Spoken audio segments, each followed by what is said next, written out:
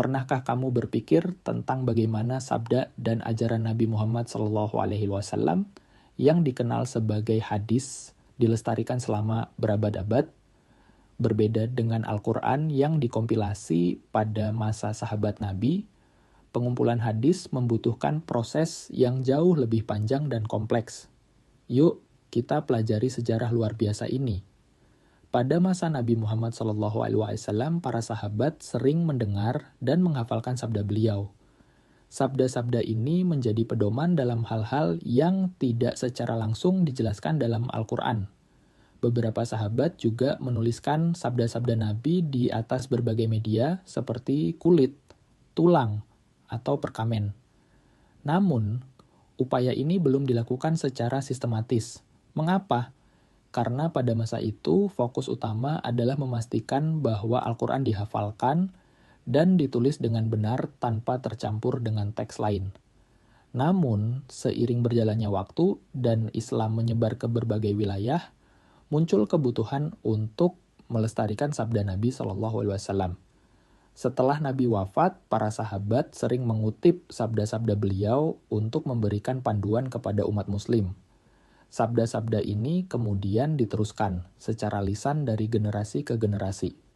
Tetapi tradisi lisan ini menghadapi risiko, seperti salah pengertian atau lupa. Untuk mengatasi masalah ini, proses pengumpulan hadis secara sistematis pun dimulai. Langkah pertama yang signifikan terjadi pada masa tabi'in, yaitu generasi setelah para sahabat Nabi. Para ulama pada masa itu menyadari bahwa beberapa orang mulai memalsukan hadis untuk kepentingan pribadi atau politik. Untuk melindungi keaslian ajaran Nabi SAW, mereka mengembangkan metode ketat dalam memverifikasi hadis. Metode ini meliputi pemeriksaan sanad rantai periwayatan dan matan isi hadis.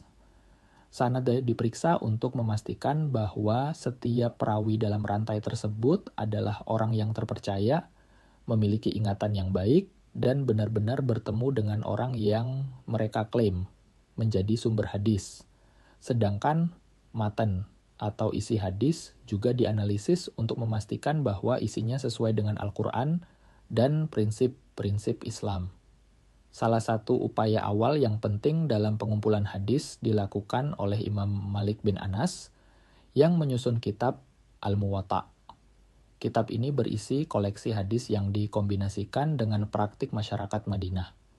Ini adalah salah satu usaha pertama untuk mendokumentasikan sabda Nabi secara sistematis. Namun, era keemasan pengumpulan hadis terjadi pada abad ketiga Hijriah.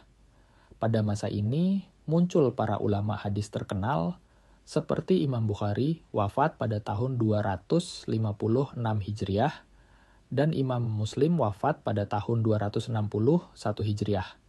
Imam Bukhari misalnya mendedikasikan hidupnya untuk bepergian ke seluruh dunia Islam demi memverifikasi dan mengumpulkan hadis yang autentik. Dari ratusan ribu hadis yang ia temui, hanya sekitar 7.000 hadis yang ia masukkan ke dalam karya monumentalnya, Sahih Al-Bukhari. Setiap hadis dalam koleksi ini melalui proses autentikasi yang sangat ketat.